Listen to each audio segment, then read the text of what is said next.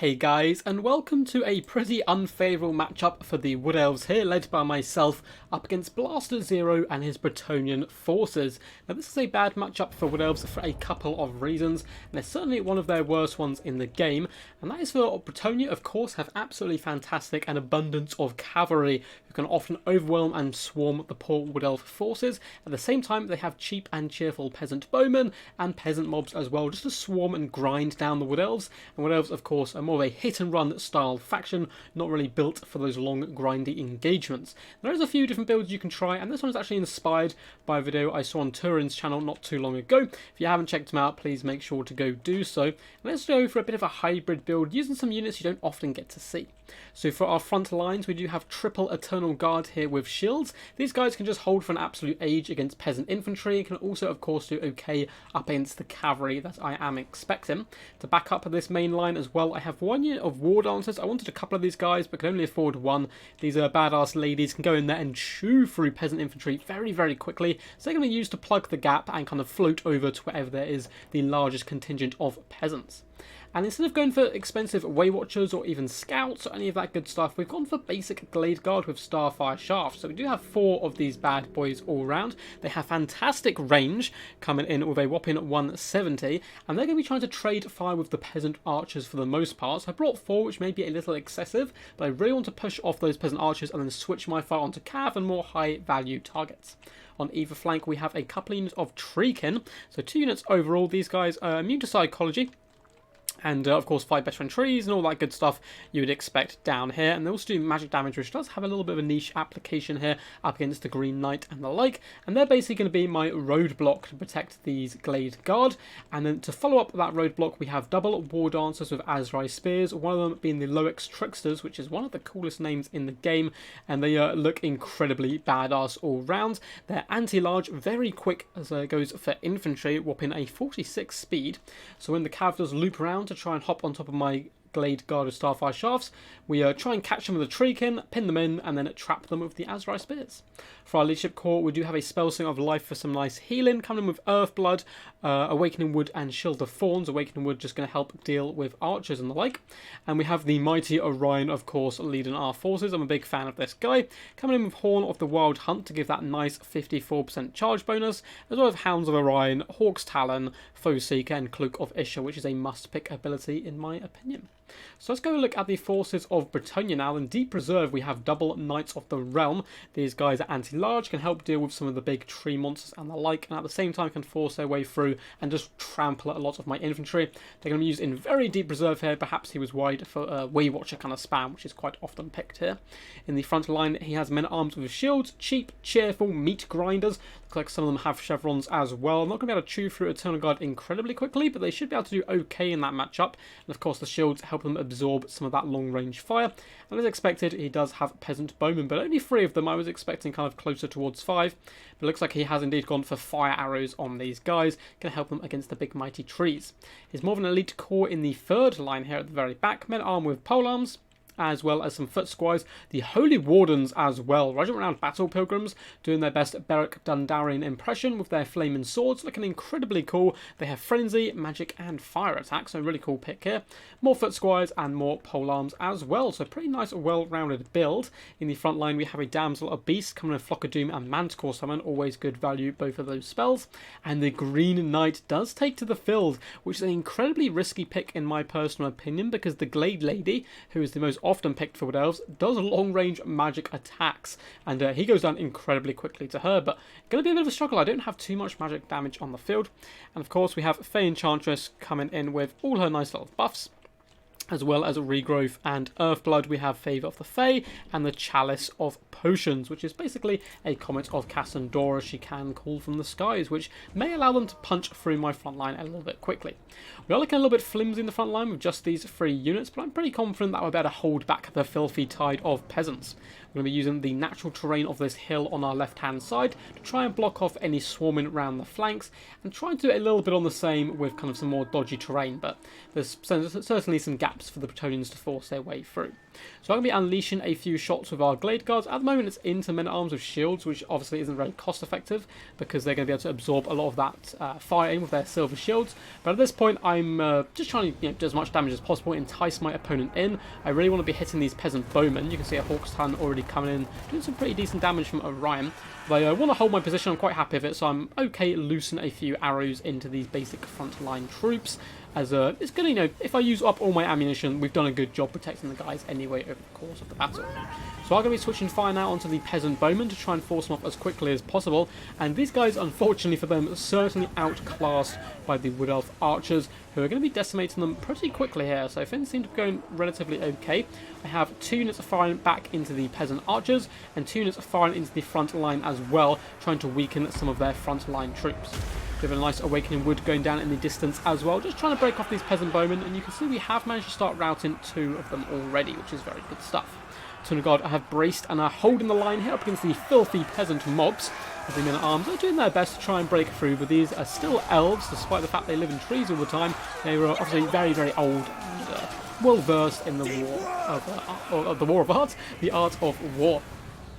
Green Knight has flocked forward, so I'm going to take this opportunity to push forward with the Treekin, one of my few units in my roster, or my build at least, which does magic damage. So I'm going to be pushing forward onto him, trying to shut him down and pin him in as much as possible.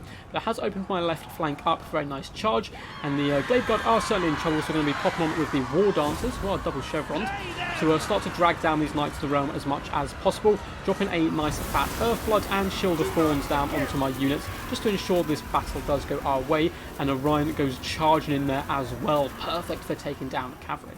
On the right hand side, my opponent's been a little bit slow getting the second unit in. I'd like to have seen him kind of crush in from both sides very early on, but we do have the Treekin waiting as well as the Loic Trixers. We do push in on the right hand side with our Wardancers, start chewing through the men-at-arms. As you can see, our opponent's kind of overloaded this flank with foot squires and the like, so I'm just going to be forcing these guys off. Already up to 70 kills, and not that much damage taken in return. They can certainly pack a huge punch. On the front line, we did take a Chalice of Potions, so we have countered it with some Hounds. A little bit of tit for tat, damage is going both ways, but the Holy Wardens are certainly going strong at this point as well. Our opponent summoned a lovely Manticore in the back line, which is going to be a huge pain for me, as it does float down onto my Spellsinger of Life, who is on foot, so she's going to go sent absolutely flying here. We are going to be trying to rush back with some Wardancers to protect her, but it may be a little bit too little too late. There's a huge engagement coming down here, so our opponent overextended with the Fey Enchantress, so I did swarm her with the Loic Trixers, drop an Earthblood as well as to counter a Flock of Doom, and this lovely cav charge coming in by the Knights of the Realm. We're going to chew through a lot of these troops, but the Loic Trixers are here as well, and they're going to certainly get some decent value, and Orion comes rushing over to protect his ladies. He's popping over his big spear and instantly going after the Fey there, making her fall back and retreat. So the front line is very thin for me now. It looks like most of our Eternal Guard are done for. My opponent's starting to swoop into the back line and clear up my Glade Guard as well, who have been terrified. Wardancers are having to be very busy darting all over the battlefield. You can see my Spellsinger has been forced off, at least for now, by the Ferromanticore, but she should come back if she survives 1 or 2 more bites. On the right hand side though, the basic Wardancers have managed to lap up and around and flank into these men-at-arms polearms. Lovely counter charge though by my opponent to attempt to remedy the situation, but 126 kills on these ladies, carving through peasants, disembowling limbs, heads, all that good stuff, although they are getting a little bit jabbed and shot in the back now as well, so they are nearly spent, which is a little problem for my force. It has started to run out of momentum a little bit here. Luckily we did catch that pesky beast caster here as well, the Dams, also with Orion, who has shattered her, and a couple of quick hits there. And the Loic Trixers as well, still decent in combat. They are meant for anti-large, but they've got to chew through men-at-arms very quickly. A large amount of my opponent's forces have been forced back and terrified away by the mighty Orion, who's incredibly healthy and going for some absolute Kobe's there on the Green Knight, trying to pin and slow him down. Fey Enchantress did float over to his left-hand flank to try and clear up the Treekin, who did manage to gain a chevron though, did hold firm for a very long time. Backline is slowly being secured by myself once again. We have a lot of the Glade Guard of Starfire Shafts back in action, as these Holy Wardens are slowly getting dragged down by the Wardancers, who have chevroned up quite nicely here.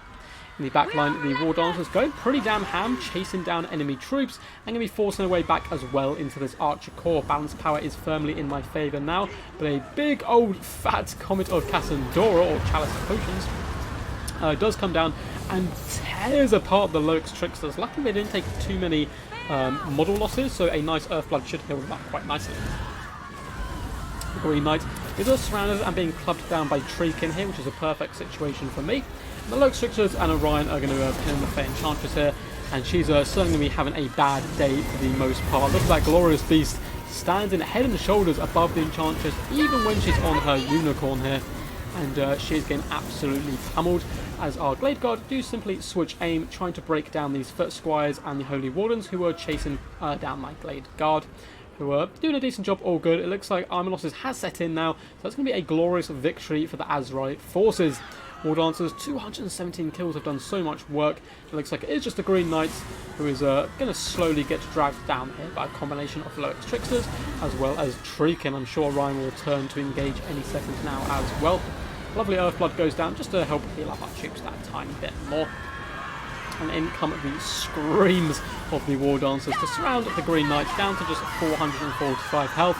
He's going to fight to the death here, but it's going to be a little bit too little too late, unfortunately, in a bit of a hopeless situation.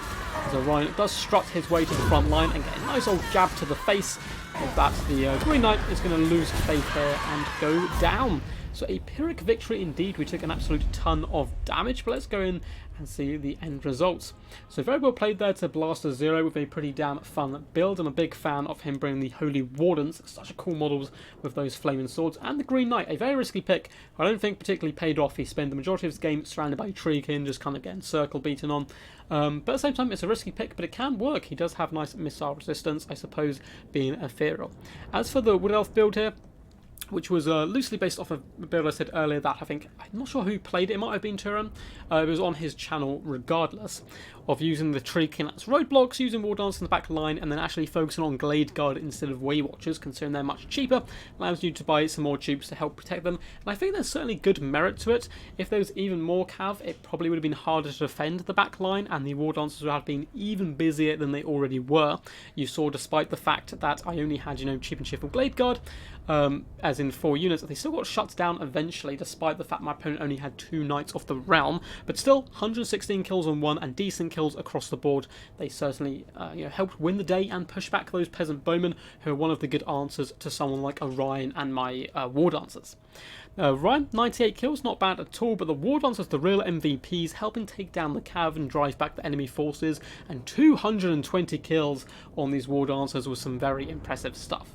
And guys, hope you did enjoy. If you did, feel free to subscribe to the channel for more Total War Warhammer content, as well as giving the video a big old thumbs up and commenting and all that good stuff. I do read all comments and will eventually reply to all of them. It does take me a little while. I tend to do it once or twice a week.